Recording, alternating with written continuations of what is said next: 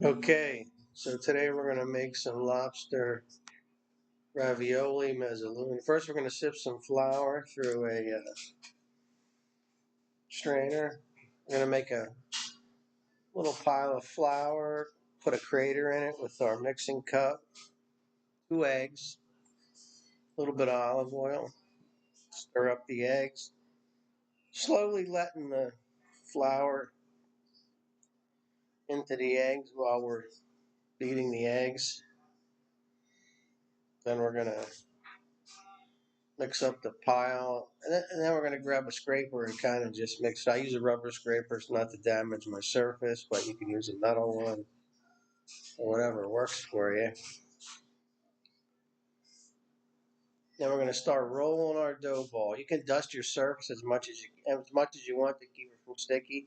Don't be afraid to use too much flour, because remember, that's the main ingredient of your ball of dough. We need to keep rolling it to keep from the air out of your dough ball. Then we keep rolling it till we punch it in the middle and it rebounds. Okay, so we take our little 1/4 pound of salmon in little chunks and put it in the processor. Hey, meanwhile, while we're doing this, we have our lobster tails in the oven broiling to take the meat out. And while it's in there, the shells are drying out, because we're going to use that in a lobster sauce later on. So we got our salmon in the processor. We're just going to take the salmon with an egg white. Separate our egg white here.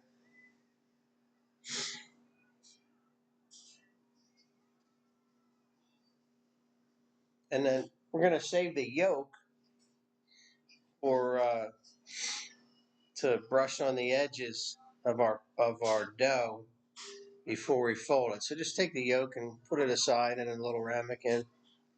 Save it for later.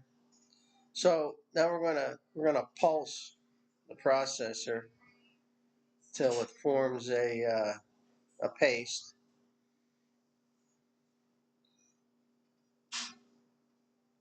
Don't do it too much. We don't want it liquefied. We just want like a little paste. We're gonna mix it with our lobster chunks for our filling.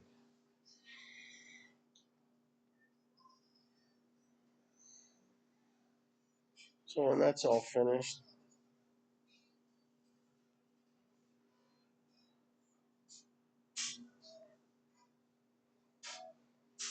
we're going to put it in our mixing bowl. Maybe a little salt, pepper to taste, however you want. Some lemon. We'll take about a whole lemon, juice from a whole lemon. And we're going to take the zest. Take the zest from the whole lemon too. Remember, we're going to have some lemon vinaigrette later, so you don't have to get too crazy with your lemon. It's one of the sauces that it's in the description. It's not in the video. It's pretty straightforward. It's just lemon, zest, oil, and salt. So now we're going to fold in our lobster meat. Make sure it's room temperature. We don't want to start cooking the egg white yet. Remember now, the salmon's going to cook a little bit more when we poach it in the gravy later. All right, so we cut our dough ball into 4 segments, and we're going to roll them out. We start on the thickest setting. Roll out all 4 pieces of dough. Make sure your surface is dusted with semolina or regular flour.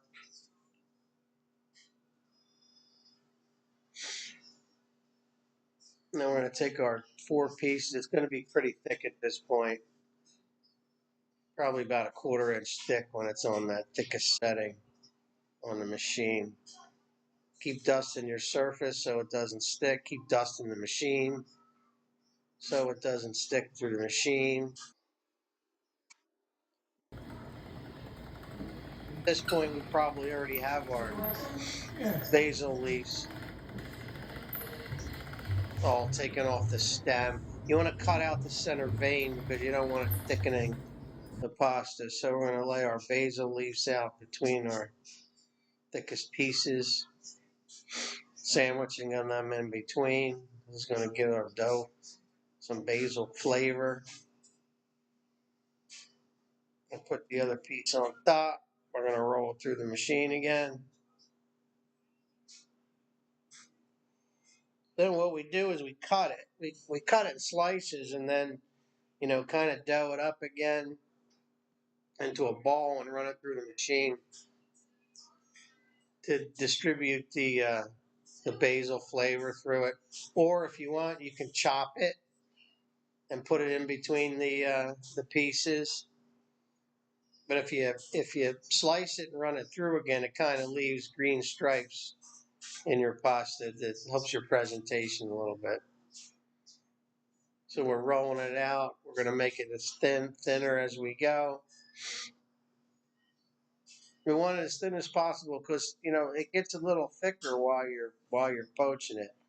When you're cooking the pasta, it swells up a little, but just not too much, just a little bit. So we want it as thin as possible, but remember, we still have to work with it. We don't want it to perforate while we're handling it and putting the filling in. See, now we got some little green stripes going through our pasta dough.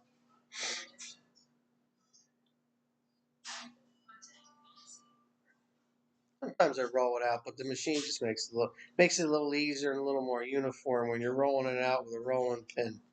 Sometimes you get different thickness in the pasta dough.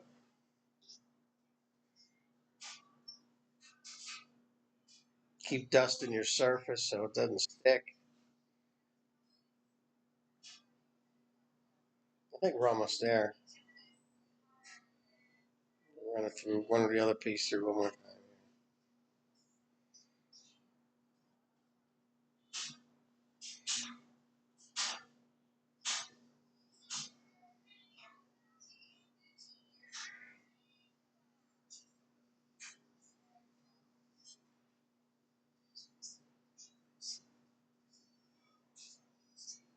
This looks so good.